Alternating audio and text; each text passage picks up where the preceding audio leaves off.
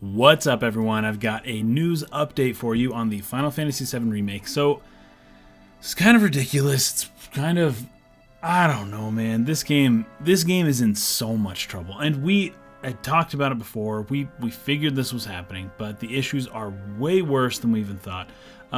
There's a lot of speculation happening here, but there was recently an article written by, let me show you right here, by Power Up, where they found a Reddit user named Dan Scassa. I know that when I first preface it, it doesn't sound very legit. But upon reading it and upon seeing what's basically happened after the article went up or after he made his comments, it's a little more believable. But I kind of have I have my own ideas of what might be happening that's keeping this delay and that's just causing all sorts of problems. But we'll talk about that after this one here. So it's worth it just for me to get this out here. You'll probably have seen this on several news sites. So I'm just going to kind of preface it and just kind of let people know what exactly is happening. Because I read a few different websites that got it wrong. One of them said it was the art director who made these comments. It wasn't the art director. This is a guy who is not affiliated with Square Enix in any way. But he is somebody who you can verifiably discover in the video game industry. So, he works in the industry. Square Enix abandoned all of their work on the remake and started fresh. That's absolutely doable. I totally see that. That's totally possible. Dan Scassa's art station was deleted. His Twitter and Reddit accounts have been deleted as well. So, for whatever reason, and this guy is a developer in the video game industry, his social media is being currently just taken away at the moment. So that's a little interesting just in and of itself. But let's go to his comments real quick, because they kind of, preface it in their own way. One of the first things he says is that Square Enix does not have 4 years of work on Final Fantasy VII Remake. They have 2. 2 years. That's it. That's because CyberConnect 2 started developing the game. Square Enix trashed all of their work, apparently, according to this guy, and started fresh. So it started again because CyberConnect's work was so useless and not far enough along. Okay, I mean, I kind of get that. Scassa says when a company taking work away from another company has never been a positive sign of things.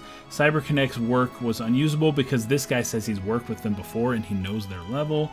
They outsourced like crazy just to get things where they were, and it's still, Square Enix was like, this isn't going to work. So, just looking at that right there, I mean, I was surprised to see that CyberConnect 2 was actually the ones making the Final Fantasy VII Remake to begin with when I first heard that news. It was very surprising to me. And given what Square Enix has been doing as far as taking the project away from them and hiring new core team members, let's just have a brief timeline here real quick. So Square Enix was hesitant to release trailers or screenshots or artwork or any other content, basically anything about Final Fantasy VII Remake other than 2015 when it was first revealed. They showed us very, very little, right? Then Square Enix ditches CC2 and brings the project in-house. All right, then the next one, Square Enix begins hiring core members. We talked about this on a podcast for Final Fantasy VII Remake specifically.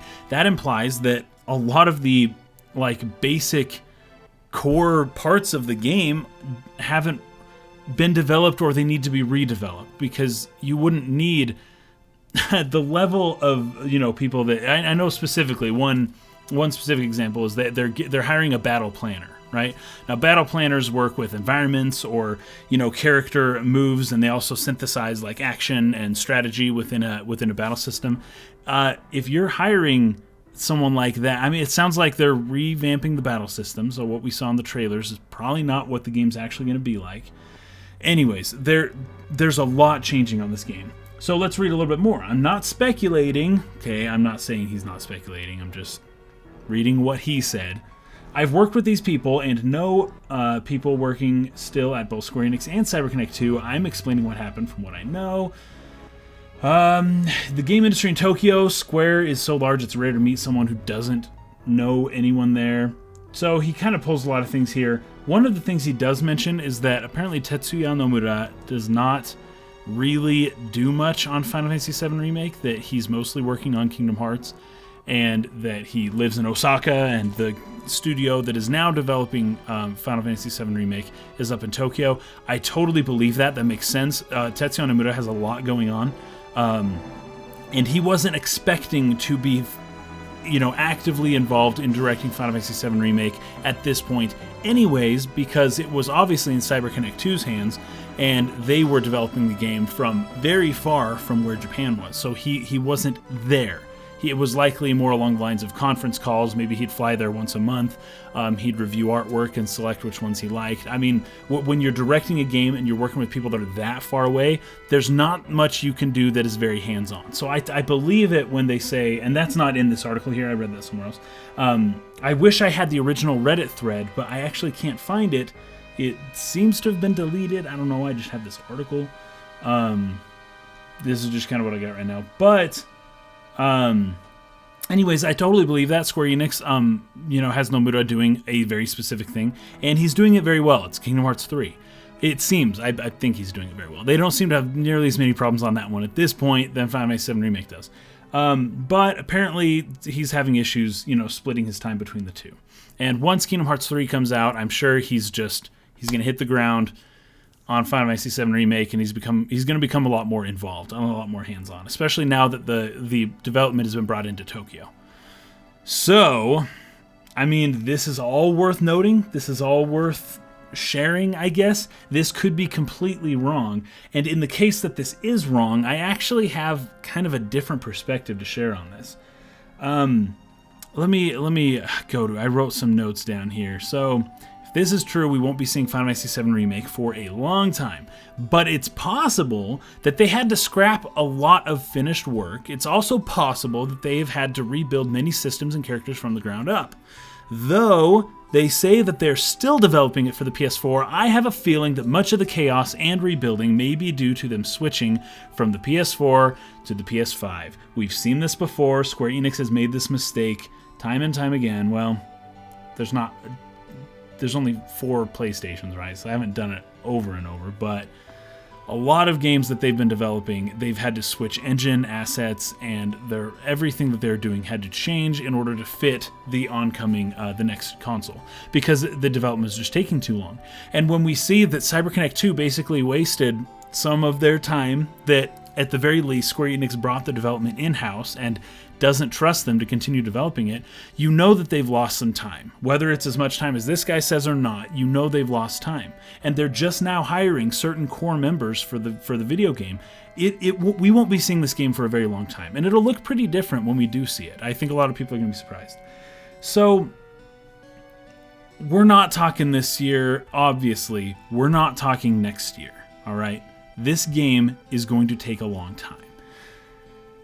So assuming 2020 is like the earliest possible release date, I mean, the PS5 rumors are already swirling around right now. I don't know that PS5 will be revealed this year, but it's getting close. Like, we're getting close to the time where Sony is going to drop a bomb on everybody, and figuratively, and it's going to be the PlayStation 5. And, whether that happens in 2019 or 2020, Final Fantasy VII Remake is going to have some weird issues to contend with when the best-looking games are many, many titles that are not the Final Fantasy VII Remake for that year. Square Enix doesn't like that. They really don't like it when they release a game and it's not praised as being one of the best-looking games, right? They're obsessed with graphical quality, and that's kind of why they've abandoned the turn-based system. So this realism and this new aesthetic that Square Enix is going for will lead them, I think will push them over the edge of wanting to develop for the PS5, especially given that this is only going to be Episode 1. So if Episode 1 comes out on the PS4 and then Episode 2 is out on the PS5, that just creates really weird issues. You want them all out on the same console. And I don't know that they're going to do this. Like, I don't have, like, this is pure speculation. This is only about what could be happening because we don't know anything. So I'm just offering an alternate perspective to what this guy is necessarily saying. It may not be so dire just because of this. It is entirely possible that they have to, switch the way that they're developing this whole game just to fit into the new console generation. One example, Dragon Quest XI is having difficulty porting over to Switch, apparently, because it was made using an older version of Unreal Engine 4. Now, the Nintendo Switch is updated. It can run Unreal Engine 4.12, or I can't remember exactly what it is, but one of the more recent updates and versions of Unreal, but it can't run games that were originally developed on Unreal Engine 4 back in, when it first came out, years and years ago. And that's kind of a problem because Final Fantasy VII Remake has been in development for a long time and was being developed using that engine. So it's possible that they can't release it on the Switch even if they want to. And the Switch is selling extremely well. And the PlayStation 4, while also selling well, is on a bit of a decline, and we've got years out before this game finally comes out. So, you don't want to miss the opportunity of the Switch, but unless it's for the PlayStation 5. Now, if that game comes out on the 5, they have to update which Unreal they're working on anyways, or they should. They don't have to. And then they can kind of kill two birds with one stone there. Although at the same time, developing for the PS5, I don't know if that game's going to run on the Switch. So either way, they're having issues, with developing this game, and that's stemmed directly from how long it's taken just up to this point. And now they have to make the exact same decision that they had to make when Final Fantasy 15 was in development, where they had to decide: are we going to push the PS3, or are we going to just overturn the table, so to speak, and just make an all-out push for the PlayStation 4? I think it actually paid off for them. Although who knows where they would be now if they had just released 15, maybe back in, what would have been 2014 maybe, on the PS3. Sure, that's a little weird. I don't even know where they'd be at this point. We might be hearing about Final Fantasy 16 now. They definitely couldn't do a lot of the online stuff they wanted to do. And, that's probably a big push for them, because they're probably going to be doing that on the Final Fantasy VII Remake as well.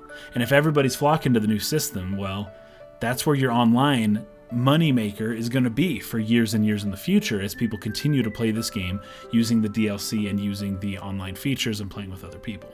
Now, the PlayStation 4 can do that. I'm not saying it can't.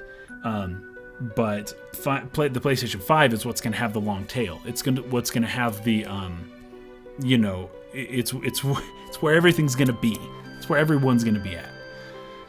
So that's my speculation, and that's just assuming it comes out in 2020, which it could not be. It could be 2021, but I see 2020 as the absolute earliest that the game will come out. People used to joke back in 2017. They'd be like, oh, we're not seeing this game until 2020. Well, that's real. We're not seeing it until then, at least. And by then, they've got some big decisions to make, and that could be leading to why we aren't seeing anything right now. So that was just a little bit of a recap. Take this news with a grain of salt, but it is worth what's written. I mean, this company here was kind of called it out a little bit. They're like, hey, right here, it seems odd that a developer actively working in Japan would make up misinformation so publicly. It's also a rather detailed story to be a troll. Anyways, they kind of have their reasons for why they don't think it's a troll. I don't think he's trolling either, but I think that maybe there are some other reasons that he isn't mentioning that are being directly related to the delays that we're seeing on this game, and the fact that they kind of have to rebuild some stuff, which you would were you switching to a new system. So, I don't know. Thoughts and prayers for Final Fantasy VII Remake? That's all I can say at this point. Just hope that it comes out before your 50th birthday, and maybe you can play it while you're still relatively young. No offense to anyone following us over 50. Actually, if you're following this and you're over 50, please leave a comment in the comment section below. I would love to hear from you. I plan to be gaming well past 50. Anyways, guys, thanks for watching this news update, and we'll see you later. Peace.